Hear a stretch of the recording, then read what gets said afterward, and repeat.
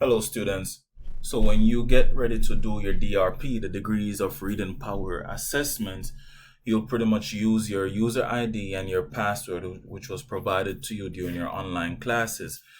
What you will need to do is log in, and you'll find your user ID and password in the Excel sheet that is attached, the Google Excel sheet. So please check that out. So you'll log in.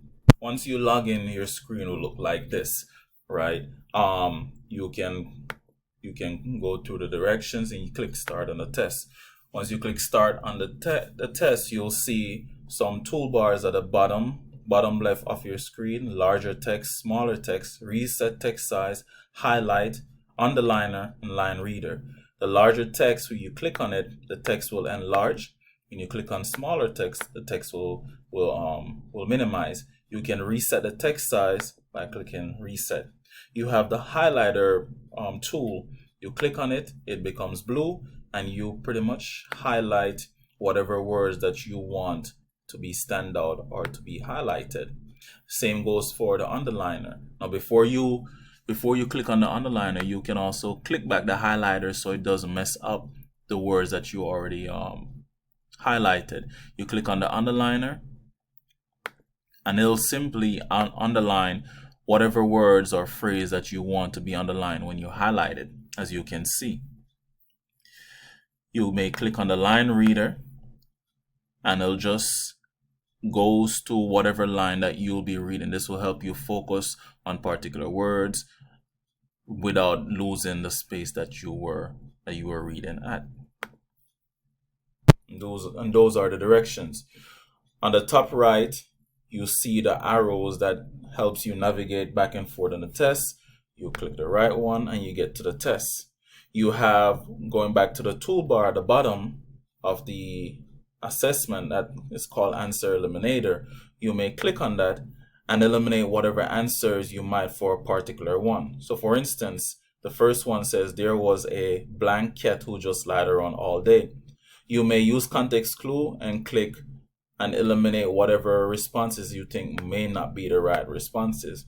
As you eliminate answers, you realize that the answers that you eliminate turns to red, and in order to choose the correct answer, you'll have to click back on answer eliminator to unhighlight it, and then you choose the answer that you want to be chosen. That answer will be highlighted green.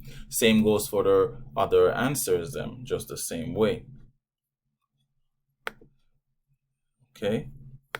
Now, the review button allows you to see questions that you've already answered and questions that you have yet to be answered. Now, another trick is that, say you want to review particular questions that you are not sure about, you may click on review. Say for instance, we click review question 2, and you may move on to other questions.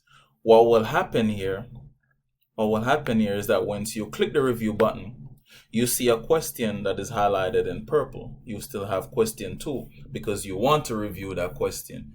You click on it and it brings you back to the original part where you're looking at your question. You say, okay, let me review this to check my answer. After you have finished reviewing that question, you click on the review checkbox above the question so it no longer is reviewed, and then you continue on to your next questions. Once you're finished with the assessment,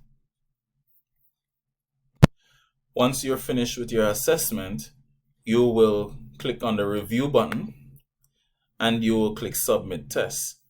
Now, one other thing that we have to keep in mind is that you also have the information like the directions and all that as you navigate through the test. Anyways, once you finish the test, you click submit, and of course they want you to verify. You click verify that you want to submit this test.